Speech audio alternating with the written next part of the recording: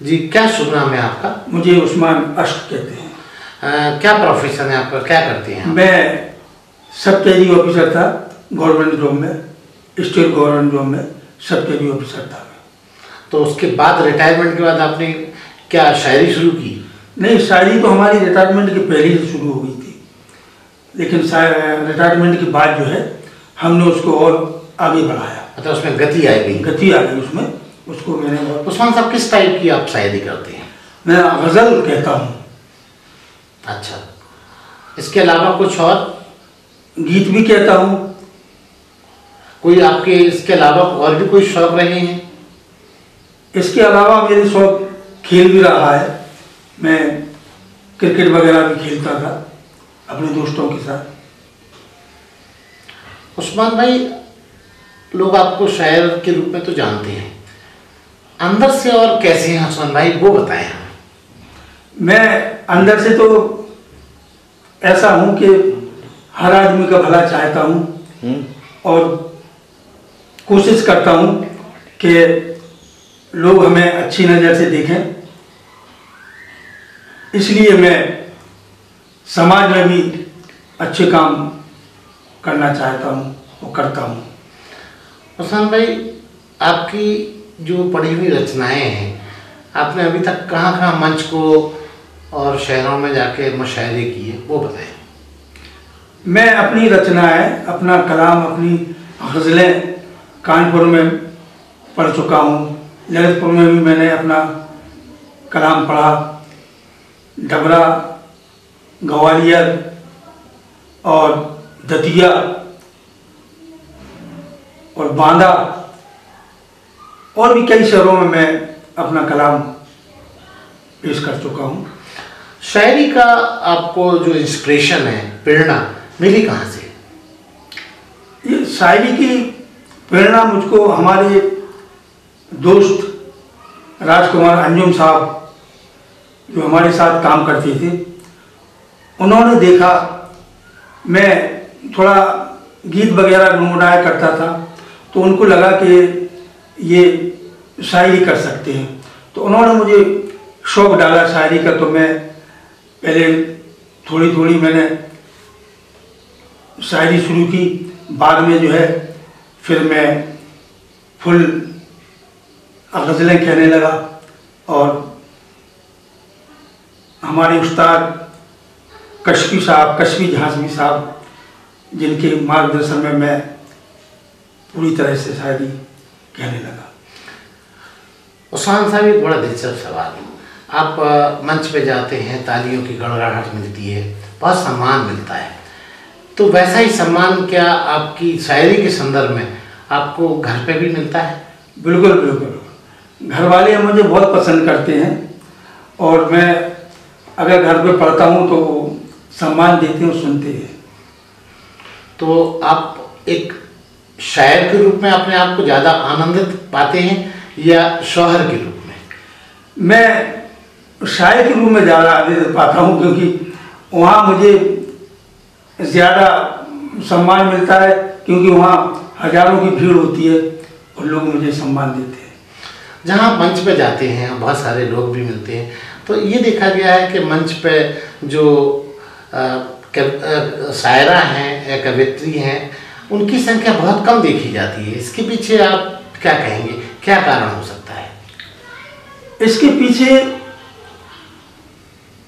मैं तो ये कहूँगा कि अशिक्षा, ज्ञान की कमी कह सकते हैं। इसलिए कि शायरी आदमी वही कर सकता है जैसे पूरा उसका ज्ञान हो, जैसे अरूज होता है। नहीं तो क्या ये माना जाए आपके हिसाब से कि शायरा बहुत ज्ञानी नहीं होती हैं? नहीं, ज्ञानी तो होती हैं, लेकिन शायरों के मुकाबले कम, मतलब उनकी ग्रेडिंग की जाए। हाँ, तो वो थोड़ी निम्नतर मानी जाए। हाँ, क्योंकि अक्सर मैंने देखा है कि जो पूरे शायर जो जितना अच्छा कलाम पढ़ा जाता है, उतना अच्छा कुछ शायरात को छोड़कर और बाकी नहीं पढ़ पाती हैं। अच्छा, एक और दिलचस्प सवाल। आमतौर पर देखा गया है कि मंच पे शायरा आती हैं तो संचालक बड़ी चहलबाजी, फिरकेबाजी करते हैं। क्या इसी वजह से तो नहीं उनकी संख्या कम है? नहीं नहीं, ये वजह नहीं है।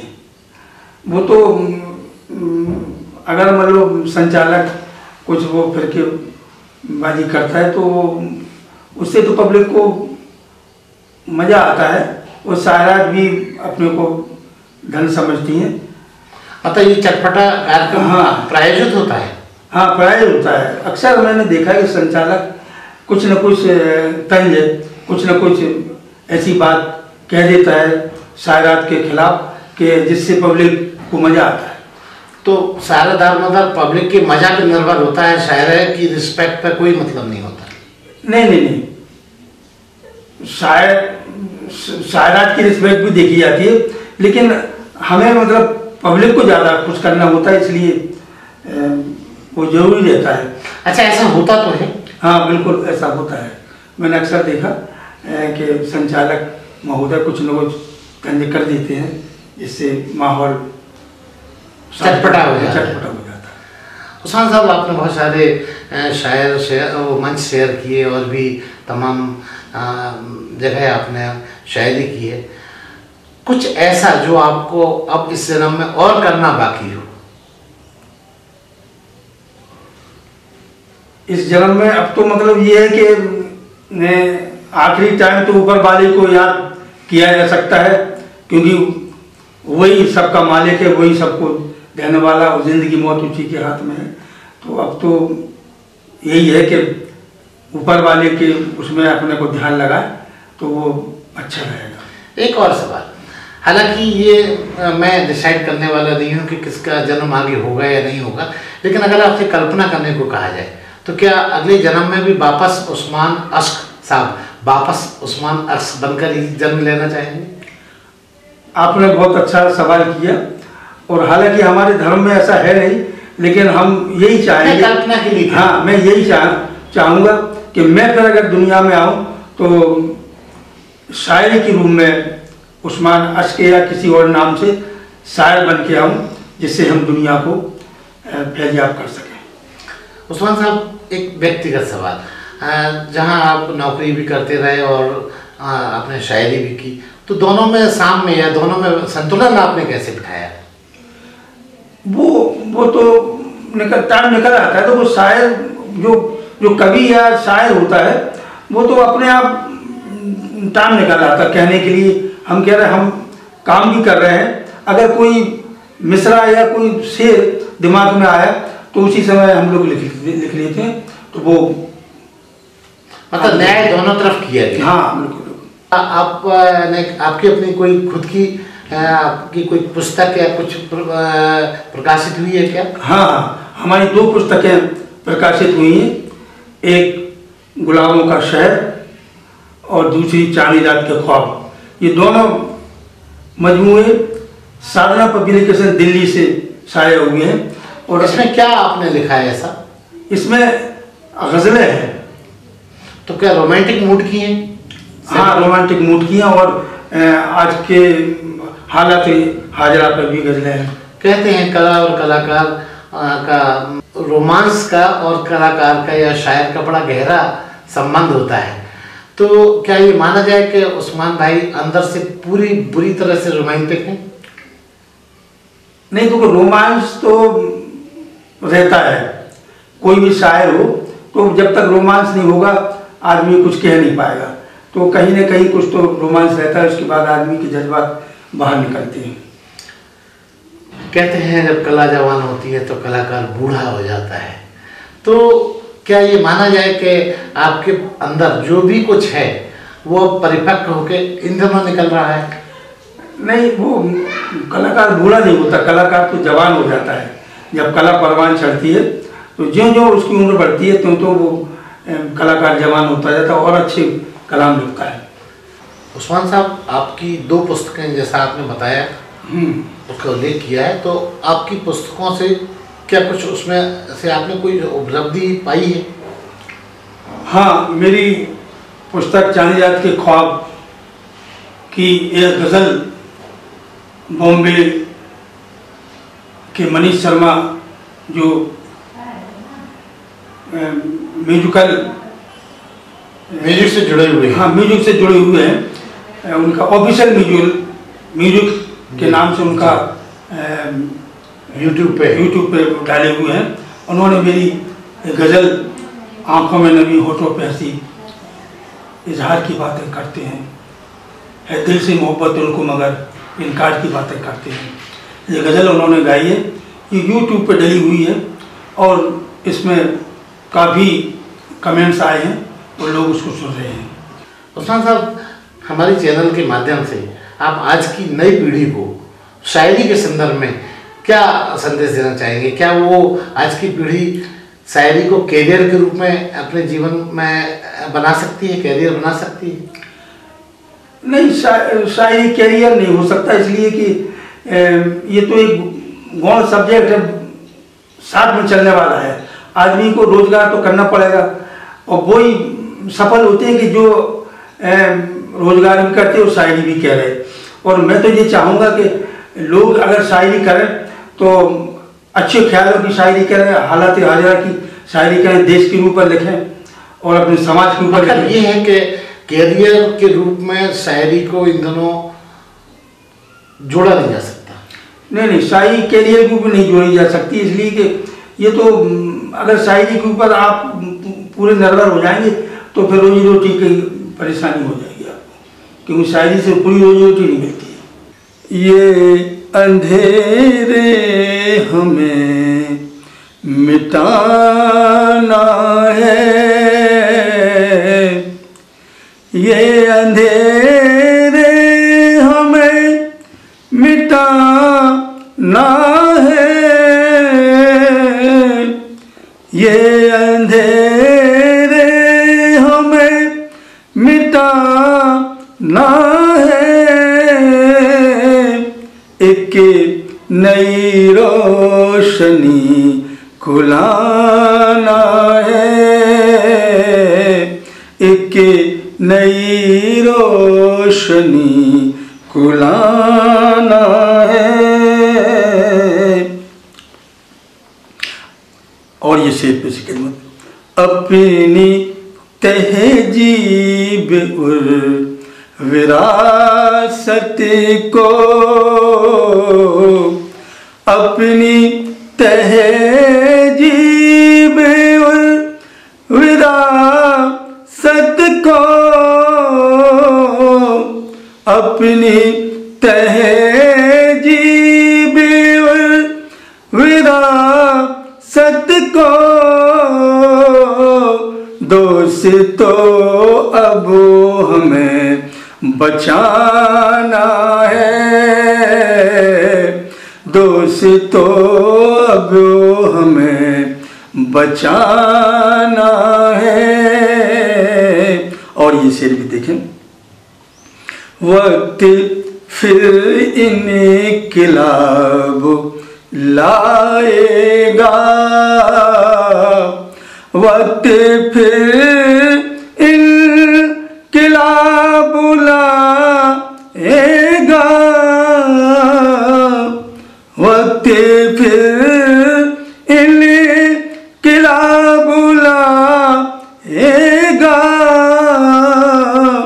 सो गए हैं उन्हें जगाना है, सो गए जो उन्हें जगाना है। और ये शेर पे से खिदमत है। दोस्तों, अपने देश में कई बड़े बड़े नेता हुए, प्रधानमंत्री भी हुए, लेकिन हमारे भूतपूर्व प्रधानमंत्री अटल बिहारी वाजपेयी ने जो मोहब्बतों की समारोशन की, उसकी कोई मिसाल नहीं है। मैं एक शेर उन्हीं के हवाले से पढ़ता हूँ। शम्मे उल्फत जला गया कोई, शम्मे उल्फत जला गया कोई,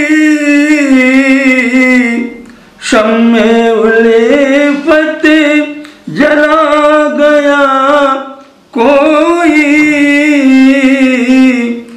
आंधियों से इसे बचाना है, आंधियों से इसे बचाना है। और ये शेर भी देखें, गर है जन्नत की आरज़ू तुमको, गर है जन्नत की आरज़ू तुमको, पाओ माँ बाप के दबाना है, पाओ माँ बाप के दबाना है। और ये शेर भी समाप्त करें। अब शराफत सिसके रही यारो, अब शराफत सिसक रही यारो, अब शराफत सिसक रही यारो, गुंडे शोहदों का अब जमाना है, गुंडे शोहदों का अब जमाना है। और गजल का मक्ता पेश खिदमत है। अर्श के हो गैर से करें बातें, अर्श के हो गैर से करें बातें, अर्श के हो गैर से करें बातें, और हमारी तरफ निशाना है, और हमारी तरफ निशाना है। बहुत बहुत शुक्रिया। अरे हाँ, इस चैनल को लाइक और सब्सक्राइब करना ना भूलें। देखते रहिए बंजारा बीट्स।